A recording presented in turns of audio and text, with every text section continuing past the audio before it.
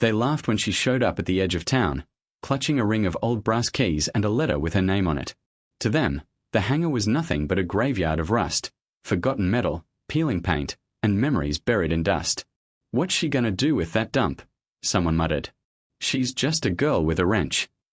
But Sloane didn't answer.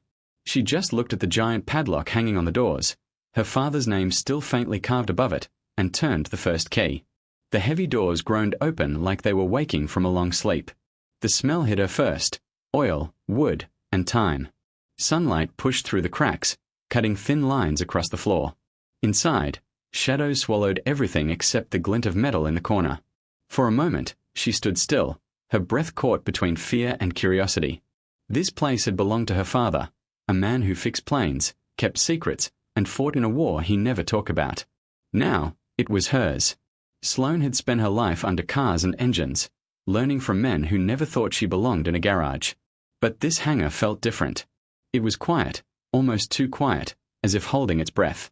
Her fingers brushed over the dusty workbench, rows of tools still lined up like soldiers waiting for orders. Someone had cared for this place once. Someone had protected it. As she walked deeper inside, she noticed something strange: a large shape covered by a canvas sheet in the far corner. The air felt heavier the closer she got. She reached out, her hand trembling slightly, and whispered to herself, "What did you leave behind, Dad?"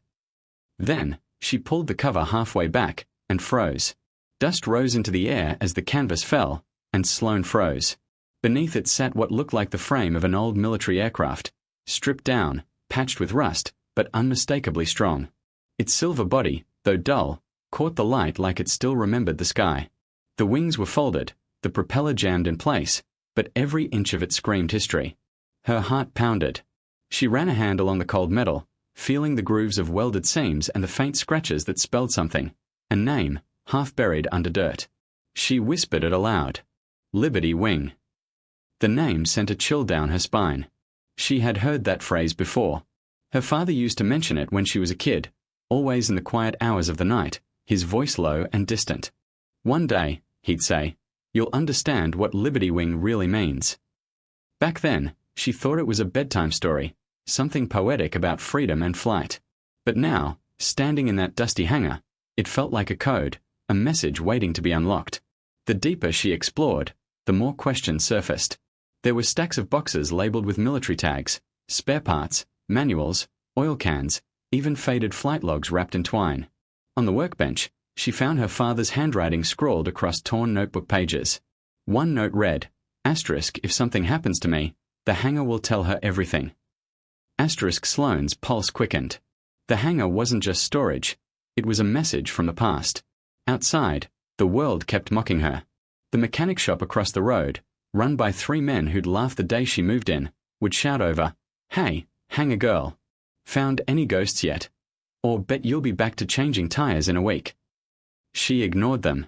Every day, she came back, unlocking that creaking door like it was the entrance to another life.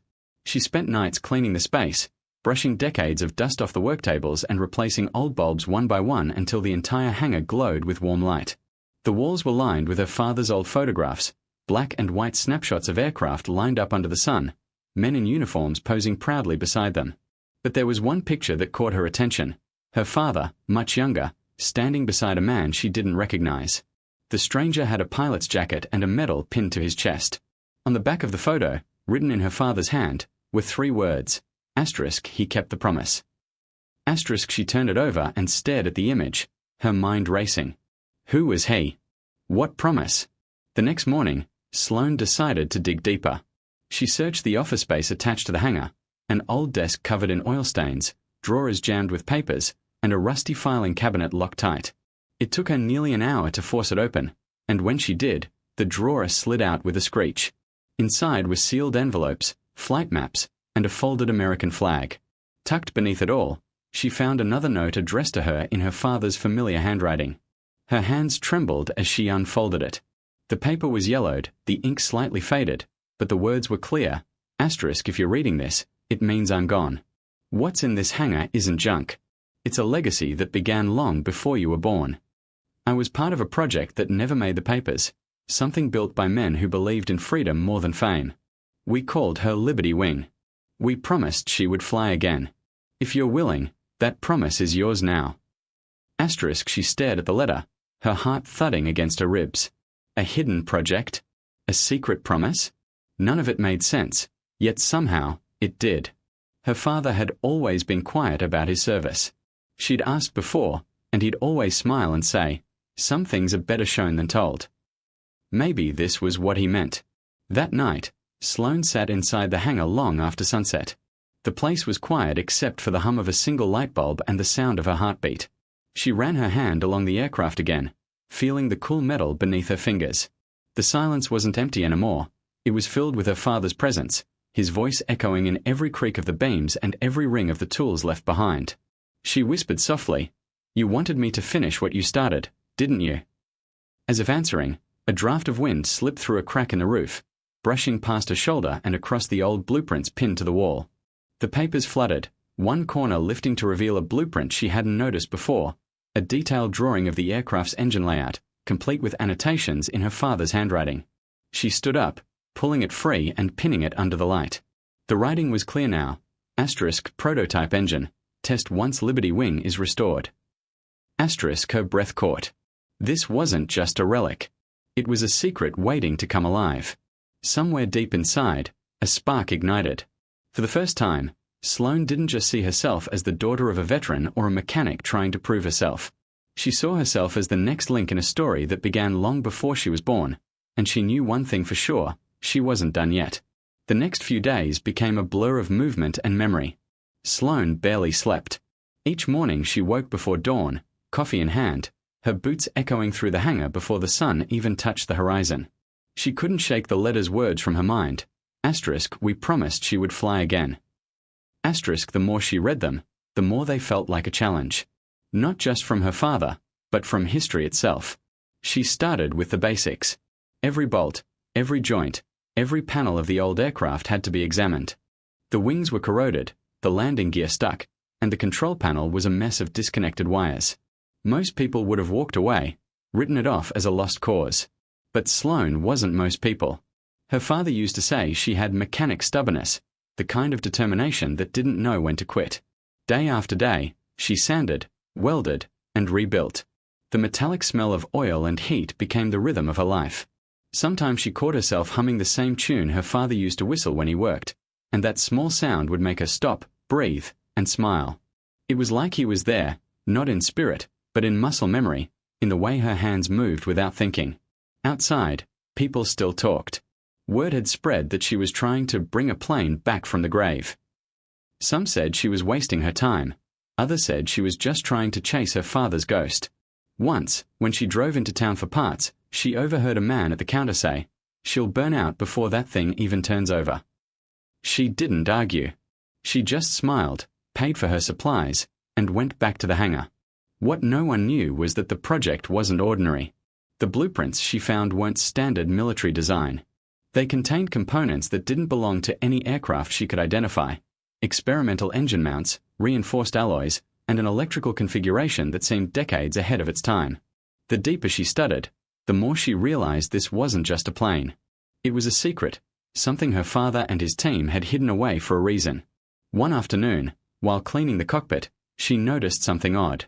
The control stick had a small metal latch underneath. When she flipped it open, a compartment popped out, revealing a small brass key taped to a note that simply read, Asterisk, look under the floorboard. Asterisk, her pulse quickened. She followed the note's direction, prying up the old floor panel near the seat.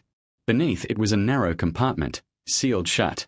It took effort to open, but when it finally gave way, she found a small steel box inside. Dust coated the lid, but engraved on it were two familiar initials, H.T. her father's. Her hands trembled as she unlocked it with the brass key. Inside lay a collection of objects that looked like they belonged to another time. A worn leather flight log, a folded letter, a photo of 3 men in pilot uniforms, one of them her father, and an old military patch with the words Liberty Wing Squadron. She sat on the floor, reading the log under the flickering light. Most entries were short, technical, coordinates, test data, performance notes. But the last few pages changed tone. They were personal. They're shutting us down, one entry said. Orders came from above. Classified indefinitely. We can't let this die here. If we are gone, she'll know what to do. Sloane leaned back, exhaling. It all made sense now. Her father hadn't just kept an old hangar for sentimental reasons. He had been safeguarding something bigger, something the government had buried. She stood, pacing the floor, her eyes scanning the hangar walls as if expecting to find more clues hidden in plain sight. The air felt charged, like the hangar itself was awake, waiting. And in that stillness, she made a decision. She was going to finish what her father started. The next morning, she gathered parts from scrapyards, old suppliers, and anyone willing to sell. The older mechanics in town shook their heads when they saw her truck loaded with materials. "That thing'll never fly," one of them called out. She didn't even turn around. She had learned that sometimes silence speaks louder than defense. Back in the hangar, she worked for hours, sometimes until the sky outside turned black.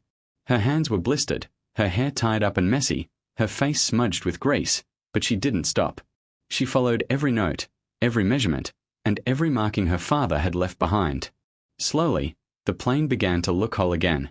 The pieces aligned as if they had been waiting for her all along. And then one night, as she stood looking at the nearly restored aircraft, she noticed something she hadn't before, a small plaque bolted to the fuselage, hidden behind the wing strut. She brushed away the dust and leaned closer. The words etched into the metal made her heart stop. Asterisk to the one who believes in what we built. May freedom always find a way to fly. Asterisk her throat tightened. She pressed her palm against the plaque, feeling the cold metal beneath her skin. It wasn't just a message. It was a promise, one her father had made decades ago, and one that now belonged to her. Sloane closed her eyes, the smell of oil and the hum of the night filling the hangar. For the first time since his passing, she felt peace, not because the work was done, but because she finally knew what her father had wanted her to find. The sun hadn't even broken the horizon when Sloane stood at the entrance of the hangar, her breath visible in the cool morning air. The red light of dawn spilled through the open doors, touching the silver body of the aircraft that now stood tall and proud. It wasn't finished yet, but it was close, close enough that the ghost of her father felt almost tangible. She ran her hand along the polished edge of the wing, her reflection faintly visible in the metal. The hangar was quiet except for the faint hum of the old ceiling fan above and the sound of distant wind outside. She had spent the last few weeks working day and night, surviving on caffeine and determination. Every sound in the hangar had become familiar, the scrape of a wrench, the hiss of the air compressor, the click of her boots on the floor. The place no longer felt abandoned. It was alive again, filled with purpose and the soft rhythm of her father's dream coming back to life. That morning, as she was tightening the last set of bolts near the propeller, she heard the crunch of gravel outside. Her body tensed. She wasn't expecting anyone. Wiping her hands on a rag, she turned toward the sound. An old truck was pulling up, its tires rolling slow, deliberate. When it stopped, a man stepped out, tall, broad-shouldered, his hair grey but his movement steady. He wore a leather flight jacket with faded patches and carried himself with the kind of posture that never truly leaves a soldier. He looked at the hangar, then at her, and gave a small nod. "You must be Sloane," he said, his voice deep and calm. She hesitated. "Yeah, and you are?" "Name's Harris. I served with your father." The wrench in her hand slipped slightly. "You knew my dad." He smiled faintly. "Knew him. I flew with him. Liberty Wing wasn't just a name. It was a unit, a secret one. We tested things that didn't exist on paper. Your father, he was the best engineer we had." Sloane stepped closer, heart pounding. "Then you know what this is?" she asked, pointing to the aircraft. Harris's eyes softened as he walked toward it, his fingers brushing against the fuselage. "Of course I do," he murmured. "We built her together. It was supposed to be a new kind of aircraft, light, fast, built for reconnaissance. But the project was buried after the funding disappeared. We were told to destroy everything." He paused, glancing back at her. "Your father couldn't do it. Said some things shouldn't be erased." Sloane felt her throat tighten. "He left it to me. Said I'd know what to do." Harris chuckled softly, the sound filled with warmth and sadness. "That sounds like him. Always believed in passing the torch." He turned toward her, his expression serious now. "He wrote me before he passed. Told me if the hangar ever opened again, It'd be because of you. She blinked, stunned. He wrote you. He nodded, reaching into his jacket and pulling out a weathered envelope. He told me to give you this when the time was right. I think it is. Her hands trembled slightly as she took it. The envelope was sealed, her father's name signed across the flap. She opened it slowly, the paper crackling with age. Inside was a short handwritten note and an old photograph. The letter read, "Asterisk, if you're reading this, it means you've done what I always hoped you would, believe." Liberty Wing was more than a mission. It was proof that courage and kindness could build something that lasts. Don't let the world tell you it's over. Make her fly, Sloane. For all of us. Asterisk Sloane pressed the letter to her chest, eyes glistening. The photo showed her father and Harris standing side by side in front of the same aircraft, smiling proudly, arms around each other. She looked up at the man before her. He really thought she could still fly. He didn't think, Harris said, smiling faintly. He knew. They spent the next few hours in the hangar, side by side. Harris examined the restored parts, pointing out sections he remembered and helping her fine-tune details she hadn't noticed. For the first time in years, laughter filled the space, small, genuine bursts of it between shared stories and grease-stained hands. He told her how her father once spent 3 nights awake, trying to fix a fuel valve no one else could figure out. How he refused to give up even when the higher-ups ordered him to scrap the project. As the sun dipped low, painting the hangar in a soft orange glow, Harris looked at the aircraft and then at Sloane. "You've done him proud," he said quietly. "He'd be smiling right now." She swallowed hard. "I just wish he could see it." Harris looked toward the plane, his expression thoughtful. "Oh, he does. Trust me, kid. He's right here." Sloane followed his gaze, eyes tracing the curves of the aircraft, the same metal her father once touched, the same dream he refused to let die. For a long moment, neither of them spoke. The hangar was silent again, but it wasn't empty anymore. It was full of stories, laughter, and the quiet hum of legacy finding its way back to life. Night came quietly over the hangar, wrapping it in a stillness that felt sacred. The only light came from a small lamp on the workbench, its glow flickering across the polished surface of the plane. Sloane stood beside it, running a final inspection with grease-stained hands, her sleeves rolled up, her hair tied back. Every bolt, every cable, every inch of metal had been touched by her hands. She had lost track of time, of days and nights blending together, driven by something stronger than exhaustion, purpose. Harris sat nearby, watching her work in silence. He looked older now, worn by memories and time, but there was pride in his eyes. "You remind me of him," he said quietly. "Same focus, same fire." Sloane smiled faintly, not looking up. "Guess I learned from the best." He chuckled softly. "He'd say the same about you." The hangar smelled of oil, paint, and dust, but also something else now. Hope. The sound of tools clinking and the faint hum of power echoed like a heartbeat in the wide, empty space. On the far wall, the faded sign that read asterisk Liberty Wing asterisk caught the lamplight. Sloane looked at it for a moment, and her chest tightened. The words no longer felt like a mystery, they felt like a promise fulfilled. Hours passed as they worked side by side, tightening the last pieces, checking pressure gauges and power flow. Outside, the wind rustled through the trees, and every now and then a night bird called out in the distance. Finally, Sloane stepped back, wiping her hands on a rag. The plane stood whole, silent but alive, like it was holding its breath, waiting. She turned to Harris. "It's ready." He nodded, standing slowly, his knees cracking as he straightened. "Then let's see if Liberty still remembers how to fly." They pushed the hangar doors open together. The night air rushed in, cool, sharp, and full of stars. The moon hung high above, casting a silver glow over the tarmac. Sloane felt her heart thudding in her chest as she climbed into the cockpit. The seat creaked beneath her weight, but it felt right, like it had been waiting for her all along. Harris stood a few feet away, hands in his jacket pockets, watching. She took a deep breath, her fingers tracing the worn control panel.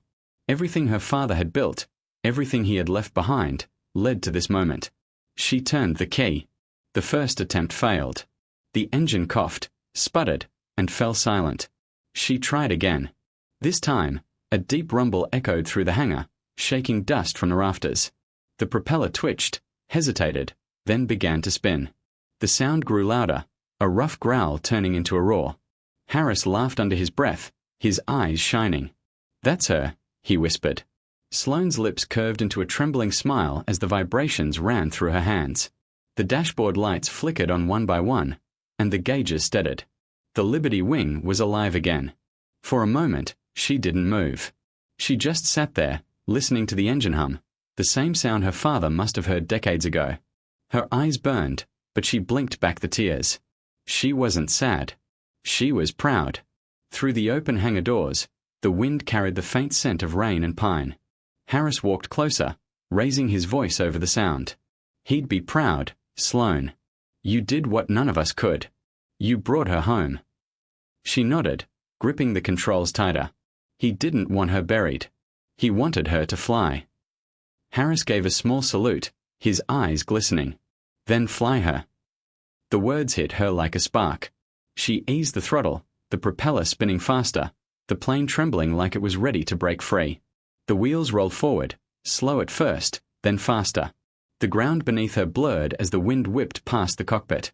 For a heartbeat, she thought about stopping, about how impossible this all seemed, but then she heard her father's voice in her head, calm and steady. Asterisk, don't be afraid of the sky. Asterisk, and she wasn't. The aircraft lifted off the ground, its shadow gliding across the moonlit field. Harris watched from below, his hand shielding his eyes as the plane climbed higher. The hum of the engine echoed through the night, strong, proud, alive. Inside the cockpit, Sloane's chest filled with something she hadn't felt in years, freedom. The town lights glimmered in the distance, small and far away. Up here, there was only her, the stars, and the steady voice of the machine her father built with love and stubborn faith. She laughed out loud, the sound lost in the roar of the engine, tears streaming down her cheeks. Below, Harris stood alone, smiling. She did it, he murmured to the sky. You'd be proud, old friend. As the plane circled once over the hangar, the faint outline of the old sign, asterisk Liberty Wing asterisk, glowed in the moonlight. The wind rustled through the open doors, scattering the dust and stirring the air like the hangar itself was breathing again. For the first time in decades, the sky above that old field carried the sound of Liberty Wing's engine, and in that sound was a legacy reborn.